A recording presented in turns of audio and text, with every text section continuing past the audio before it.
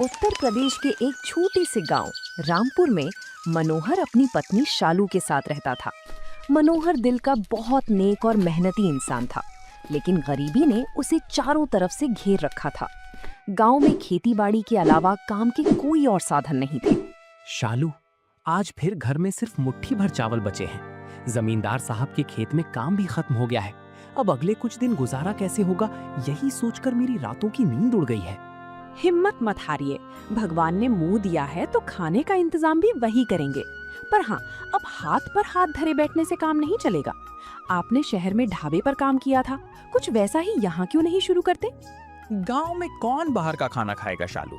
यहाँ तो लोग नमक रोटी खाकर सो जाते हैं। नहीं, अब समय बदल रहा है। मैंने देखा है, पास के कस्बे में लोग चटाखेदार चीजें खाने के शौकीन हैं। अगर आप कुछ अलग बनाएंगे तो लोग जरूर आएंगे। मनोहर कुछ साल पहले शहर की एक मशहूर चाइनीज स्टॉल पर हेल्पर का काम करता था। वहां उसने गोभी मंचूरियन बनाना सीखा था, जो पूरे शहर में मशहूर था। मनोहर को लगा कि शायद यही उसकी किस्मत बदल सकता है। शालू, तुमने सही कहा, मुझे गोभी मंचूरियन बनाना आता है।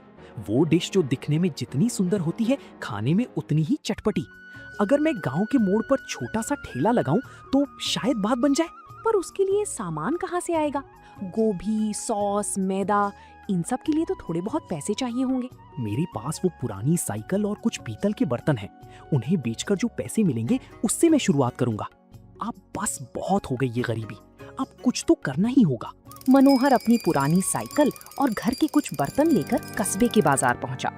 भारी मन से उसने अपनी यादों को बेचा ताकि भविष्य की नींव रख सके। उन पैसों से उसने एक पुराना लकड़ी का ठेला खरीदा और गोभी मंचूरियन बनाने का जरूरी सामान लिया।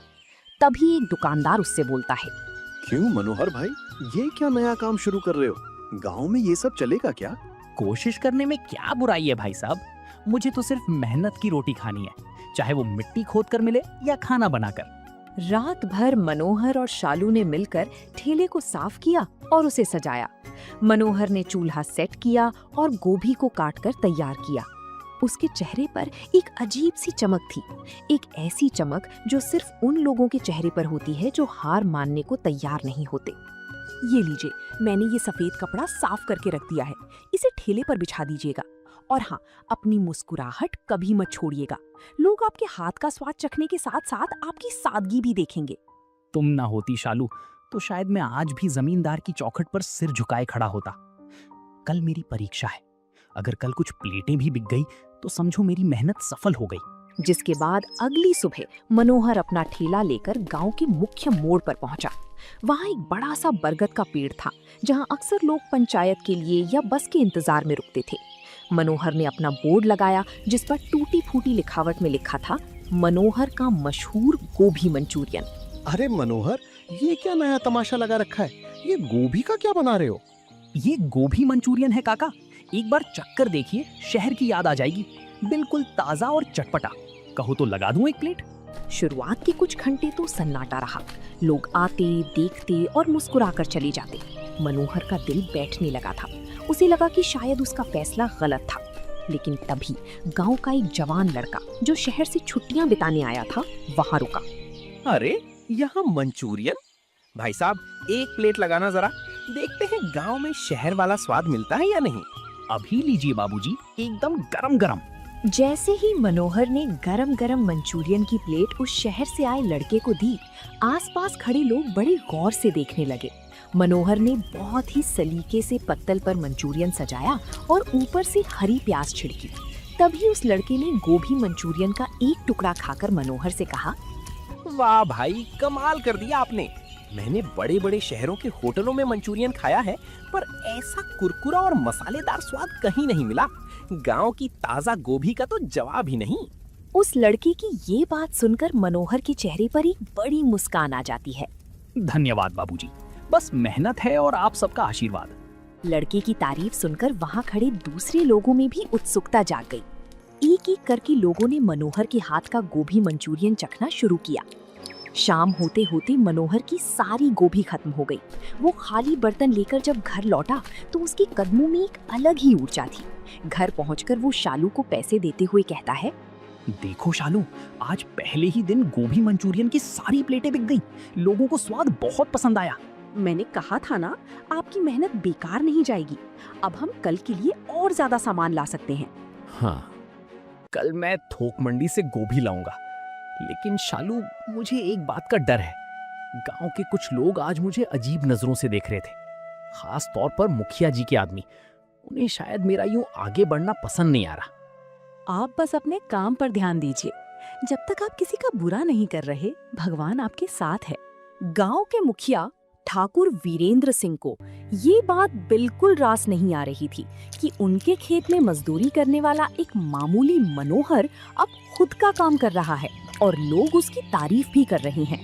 उन्हें अपनी सत्ता का डर सताने लगा, जिसके बाद मुखिया ने अपने नौकर गजाधर से कहा, क्यों रे गजाधर, सुना है वो मनोहर अब साहब बन गया है? गांव के मोड़ पर कुछ अतरंगी खाना बेच रहा है। हाँ सरकार, पूरे गांव में उसी के चर्चे हैं। लोग कह रहे हैं कि वो तो अब मजदूरी करने भी नहीं आएगा। उसकी कमाई तो अब हम सबसे ज्यादा होने वाली है। इतनी हिम्मत! कल तक जो हमारे पैरों की जूती था, वो आज अपनी दुकान चलाएगा। अगर सब ऐसे ही अपनी दुकानें खोलने लगे तो हमारे खेतों में हल कौन चलाएगा? गजाधर, कुछ ऐसा कर कि उसका ये धंधा शुरू होने से पहले ही बंद हो जाए। मनोहर आज बहुत खुश था। उसने आज ज्यादा सामान तैयार किया था। तभी गजाधर अपने कुछ साथियों के साथ वहां पहुंचता है। ओए मनोहर, ये क्या गंदगी फैला रखी है तूने यहाँ? ये मोड़ पंचायत की जमीन है। यहाँ ठेला लगाने की इजाजत किसने दी तुझे? गजाधर भैया, मैं तो सालों से यहाँ लोगों को बैठते देखता हूँ। मैंने सोचा थोड़ा किनारे अपना ठेला लगाकर काम कर लूँ। किसी को कोई दिक्कत नहीं हो रही है। दिक्कत हमें हो रही है। ये जो तू अजीब सी चीजें खिला रहा है, इससे लोगों की तबीयत खराब हो गई तो कौन जिम्मेदार होगा? चल, ये सारा ताम झाम यहाँ से हटा, वरना हमें उठाना आता है। भैया, आज का सामान बिक जाने दीजिए। बहुत पैसा लगा है इसमें। कल से मैं कहीं और देख लूंगा। अभी के अभी हटा। ये गांव है, शहर का बाजार नहीं जो तू यहाँ अपनी मनमानी चलाएगा। गजाधर ने मनोहर का कुछ सामान नीचे गिरा दिया। मनोहर की आंखों में आंसू आ गए, पर वो अकेला क्या करता? उसे चुपचाप अपना अपमान सहना पड़ा। गांव के लोग भी मुखिया के डर से चुपचाप देखते रहे। मनोहर जब घर लौटा तो उसके कपड़े गंदे थे और आंखों में मायूसी। वो चुपचाप आंगन के कोने में बैठ गया। शालू ने जब टूटी हुई कढ़ाई और बिखरा हुआ सामान देखा तो वो सब समझ गई, जिसके बाद भी मनोहर के पास जाती है और कहती है, उन्होंने फिर से तंग किया ना, मुखिया जी के आदमियों ने। शालू, गांव में गरीब का सपना देखना भी गुनाह है। गजाधर ने मेरा सारा सामान फेंक दिया। कहने लगे कि ये पंचायत की जमीन है। अब मैं कहाँ जाऊंगा? जो पैसे बचाए थे वो तो मिट्टी में मिल गए। जमीन उनकी हो सकती है, पर आपके हाथों का हुनर उनका नहीं है। वो ठेला रोक सकते हैं, आपकी मेहनत नहीं। अगर मोड़ पर जगह नहीं है तो हम अपने इसी छोटे से घर के बाहर से काम शुरू करेंगे। पर यहाँ कौन आएगा? ये तो गांव की आखिरी गली है। स्वाद ऐसी चीज है जो रास्ता खुद बना लेता है। आप हिम्मत मत हारिए, हम कल फिर से शुरुआत करेंगे, चाहे कम सामान से ही सही। अगले दिन मनोहर ने हार नहीं मानी। उसने अपने घर के बाहर एक छोटी सी मेज लगाई और चूल्हा जलाया, और शालू ने जगह को साफ सुथरा बनाया। जिसके बाद मनोहर ने फिर से गोभी काटना शुरू किया। हे भगवान, बस लाज रख लेना। आज अगर बोहनी नहीं हुई तो कल से चूल्हा जलना मुश्किल हो जाएगा। काफी देर तक कोई नहीं आया। तभी वही शहर वाला लगा जिसने पहले दिन मंचूरियन खाया था, वहाँ से गुजरा। उसने मनोहर को घर के बाहर काम करते देखा तो रुक गया। अरे मनोहर भाई, आप यहाँ? मैं तो आपको मोड़ पर ढूंढ रहा था। वहाँ तो कोई और ही बैठा था। बाबूजी, वहाँ से हटा दिया गया हमें। अब यहीं से छोटा मोटा काम शुरू किया है, पर यहाँ कोई आता नहीं। अरे आप फिक्र मत कीजिए, आज की पहली 2 प्लेटें मेरे लिए लगाइए। और सुनिए, मैं अपने दोस्तों को भी यहीं बुलाता हूँ। स्वाद के लिए तो लोग 7 समंदर पार चले जाते हैं, ये तो फिर भी आपकी गली है। उस लड़के ने फोन करके अपने 4-5 दोस्तों को बुला लिया। धीरे धीरे मंचूरियन की खुशबू पूरी गली में फैल गई। जो लोग मोड़ पर मनोहर को नहीं पा रहे थे, उन्हें जब पता चला कि वो अपने घर पर बना रहा है तो लोग वहाँ खिंचे चले आए। भाई मनोहर, 2 प्लेट यहाँ भी देना। वो गजाधर तो बेकार में तुम्हें परेशान कर रहा था।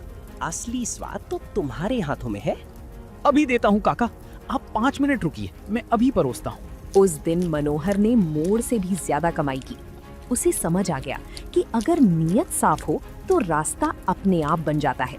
लेकिन मुखिया अभी भी उस पर थी। मुखिया जी को जब खबर मिली कि मनोहर के घर के बाहर लोगों की भीड़ लगी रहती है तो उनका गुस्सा 7वें आसमान पर पहुंच गया। उन्हें लगा कि एक मामूली मजदूर उनके डर को खत्म कर रहा है। गजाधर, तूने तो कहा था कि उसका धंधा बंद हो जाएगा, पर यहाँ तो मामला उल्टा ही दिख रहा है। अब लोग उसकी गली में जाकर कतार लगा रहे हैं। सरकार, वो मनोहर बहुत चालाक निकला। अपनी लुगाई के साथ मिलकर घर से ही दुकान चला रहा है। और वो शहर वाला लड़का, वो तो उसका प्रचार ऐसे कर रहा है जैसे कोई बड़ा होटल खुल गया हो। डराने धमकाने से बात नहीं बनी। अब हमें कुछ ऐसा करना होगा कि लोग खुद ही उससे नफरत करने लगे। कल गांव में एक बड़ा मेला लगने वाला है। मनोहर भी अपना ठेला वहां ले जाने की सोचेगा। बस वही हमारा मौका होगा। वहीं दूसरी तरफ मनोहर शालू से कहता है, शालू, कल गांव के पास वाले मैदान में बड़ा मेला है। अगर मैं वहां मंचूरियन का स्टॉल लगाऊं तो एक ही दिन में इतनी कमाई हो जाएगी कि हम अगले महीने के लिए बड़ा स्टॉक ला सकेंगे। बात तो सही है, पर वहाँ मुखिया जी के लोग भी होंगे, कहीं वो फिर से कुछ गड़बड़ ना करी। मेले में हजारों लोग होंगे शालू, वहां सबके सामने वो कुछ नहीं कर पाएंगे। और फिर मेहनत करने वालों को डरना कैसा? मेला पूरे शबाब पर था। मनोहर ने मैदान के एक कोने में अपना स्टॉल लगाया। जैसे ही उसने मंचूरियन बनाना शुरू किया, उसकी खुशबू ने पूरे मेले का ध्यान अपनी ओर खींच लिया। अरे वाह, मेले में मंचूरियन! भाई मनोहर, एक प्लेट जल्दी से लगाना, बहुत सुना है तुम्हारे बारे में। जी भाई साहब, बस 2 मिनट, एकदम गरम और खस्ता मंचूरियन तैयार है। मनोहर काम में इतना व्यस्त था कि उसका ध्यान पीछे की ओर नहीं गया। गजाधर ने मुखिया के कहे अनुसार एक आदमी को भीड़ में शामिल किया था। जैसे ही मनोहर कुछ सामान लेने पीछे मुड़ा, उस आदमी ने चुपके से मंचूरियन की सॉस की बोतल में ढेर सारा बहुत तीखा और खराब तेल मिला दिया। दूर खड़ा गजाधर ये देखकर कहता है, अब आएगा मजा। अब जो भी ये खाएगा उसका पेट खराब होगा। फिर देखते हैं कौन इसकी तारीफ करता है। मनोहर ने वही सॉस इस्तेमाल करके अगली 5 प्लेटें परोसी। जैसे ही एक आदमी ने पहला निवाला खाया, वो खांसने लगा और चिल्ला उठा, अरे ये क्या खिला दिया? ये तो बहुत कड़वा और तीखा है। क्या तुम लोगों को बीमार करना चाहते हो? मनोहर, तुम पैसे कमाने के चक्कर में खराब सामान खिला रहे हो। नहीं नहीं बाबूजी, मैं तो सब ताजा लाया हूँ। ऐसा कैसे हो सकता है? देखते ही देखते भीड़ जमा हो गई और लोग मनोहर को भला बुरा कहने लगे। मनोहर को समझ नहीं आ रहा था कि अचानक क्या हो गया। गजाधर भीड़ में से मुस्कुरा रहा था। लोग मनोहर पर चिल्ला रहे थे और उसका स्टॉल हटाने की मांग कर रहे थे। मनोहर के हाथ पांव कांप गए थे। तभी वही शहर वाला लड़का, जिसका नाम राहुल था, वहां पहुंचा। उसने शोर सुना और तुरंत मामले को समझने की कोशिश की। रुकिए, शांत हो जाइए सब। मनोहर भाई ऐसा नहीं कर सकते। मैं रोज इनका खाना खाता हूँ, कुछ तो गड़बड़ है। तभी भीड़ से निकलकर गजाधर आगे आता है और कहता है, क्या गड़बड़ होगी बाबूजी? आंखों के सामने है सब। ये गरीब लोग ज्यादा मुनाफे के चक्कर में घटिया तेल और बासी सामान खिलाते हैं। हटवाओ इसे यहाँ से। राहुल ने मेज पर रखी सॉस की बोतल उठाई। उसने देखा कि बोतल के ढक्कन के पास कुछ काले रंग की चिपचिपी चीज लगी थी, जो मनोहर की मसालों जैसी नहीं थी। तभी राहुल की नजर पास ही खड़े एक आदमी पर पड़ी, जिसके हाथों पर वही काला निशान था। ओए, ये तुम्हारे हाथ पर क्या लगा है? और तुम अभी थोड़ी देर पहले स्टॉल के पीछे क्या कर रहे थे?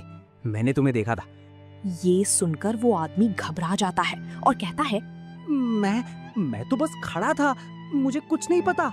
सच उगल, वरना अभी पुलिस को बुलाता हूँ। देख, तेरे हाथ की गंदगी और इस बोतल की गंदगी बिल्कुल एक जैसी है। भीड़ का दबाव बढ़ा तो वो आदमी डर गया और उसने सबके सामने सच उगल दिया कि गजाधर ने उसे सॉस में इंजन का जला हुआ तेल और खराब मिर्च मिलाने के लिए पैसे दिए थे। सच सामने आते ही पासा पलट गया। जो भीड़ मनोहर पर चिल्ला रही थी, अब वो गजाधर और मुखिया के आदमियों को कोसने लगी। गजाधर वहां से चुपके से खिसक गया। लोगों को अपनी गलती का एहसास हुआ। मनोहर भाई, हमें माफ कर दो। हमने बिना सोचे समझे तुम पर शक किया। तुम वाकई नेक इंसान हो। कोई बात नहीं भैया, बस मेरा भरोसा मत तोड़िएगा। मैं मेहनत की रोटी कमाना चाहता हूँ, किसी को बीमार करना नहीं। इस घटना के बाद मनोहर की लोकप्रियता और बढ़ गई। दूर दूर के गांव से लोग उसका गोभी मंचूरियन खाने आने लगे। राहुल की मदद से मनोहर ने अभी पक्का ढाबा किराए पर ले लिया है। अब उसे किसी के डर में रहने की जरूरत नहीं थी। देखो शालू, आज जमींदार साहब का नौकर आया था, कह रहा था कि मुखिया जी ने भी अपने घर के लिए मंचूरियन मंगवाया है। समय का पहिया देखिए, जो कल तक आपका रास्ता रोक रहे थे, आज वही आपके हाथ के स्वाद के कायल हो गए हैं। मनोहर ने अब अपने साथ गांव की 2 और बेरोजगार युवकों को काम पर रख लिया है। उसने साबित कर दिया कि अगर नीयत साफ हो और साथ देने वाली जीवन संगिनी हो तो इंसान मिट्टी से भी सोना बना सकता है। आज उसे गांव में मंचूरियन वाले मनोहर के नाम से एक सम्मानजनक पहचान मिल गई है। तो दोस्तों, आप लोगों को ये कहानी कैसी लगी कमेंट करके जरूर बताएं और ऐसी कहानियों को देखने के लिए वीडियो को लाइक करें और चैनल